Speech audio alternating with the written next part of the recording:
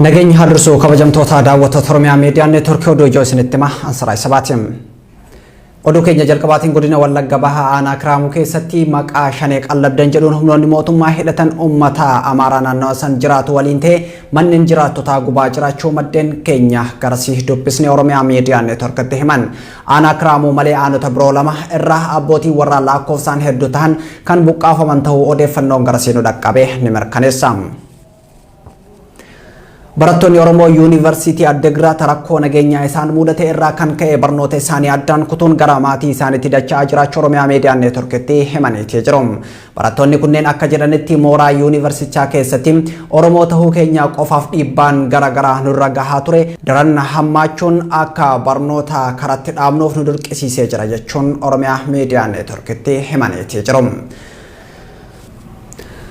Paartiin adda bilisummaa Gaambeellaa dhalattoota naannichaa hojii mootummaa keessa jiranii fi uummata naannichaatiif yaamicha qabsoo taasiseetii jira.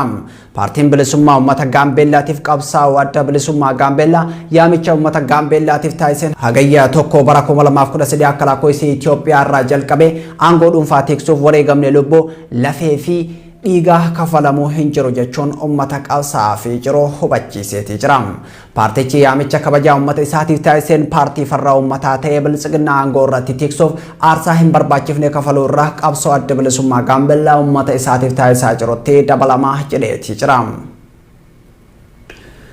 Oduu biraatiin atileetiin hidda dhalootaan Oromoo biyya Neezerlaandii fiigu atileet Siifan Hasan Olompikii Tookiyoo bara 2020 irratti meedaaliyaa 3 hammaarrachuun haala seenaa taateetii jirti.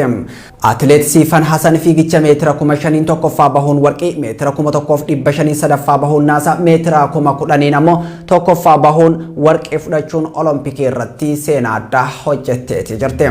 Deeggartoonni fi dinqisiifattoonni atileet Siifan Hasan dinqisiifannaa fi jaalala Siifan Hasaniif qaban marsaa hawaasummaa irratti ibsataatii jiru.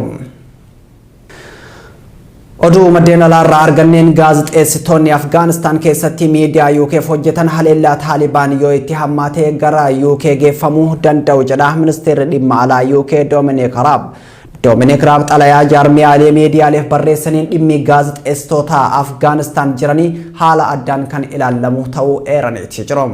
Oduun gaggabaaboo ammaaf qabanne kana fakkaata.